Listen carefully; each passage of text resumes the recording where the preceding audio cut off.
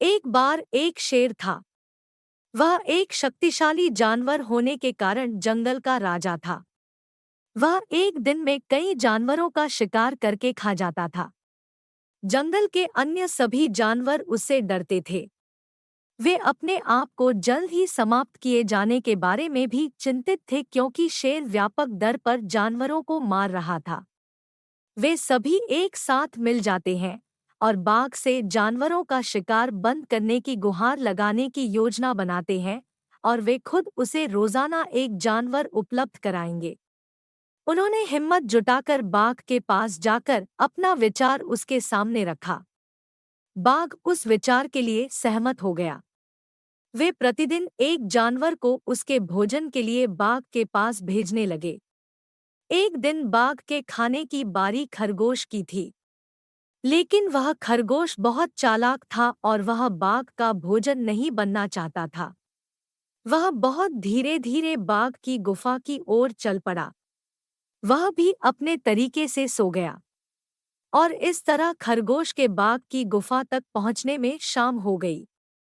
बाघ लंबे समय से अपने भोजन की प्रतीक्षा कर रहा था, जिससे उसे गुस्सा आ गया और उसे बहुत भूख लगी, और खरगोश को देखकर वह गुस्से से चिल्लाया कि उसे बहुत भूख लगी है और उन्होंने अभी एक बहुत छोटा खरगोश भेजा है। खरगोश ने कहा, महामहिम, उन्होंने वास्तव में मेरे सहित हमें 6 भेजे, लेकिन हमारे रास्ते में एक बाघ आया और खुद को जंगल का राजा होने का दावा किया।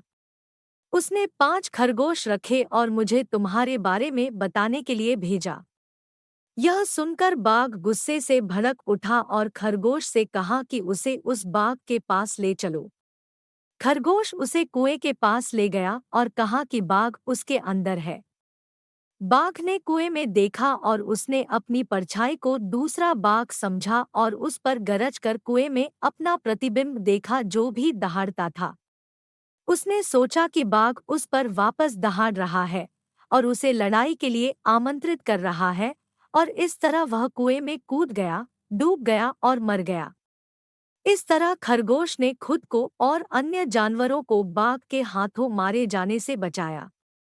शिक्षा: समस्या पर ध्यान देने के बावजूद समाधान पर ध्यान दें।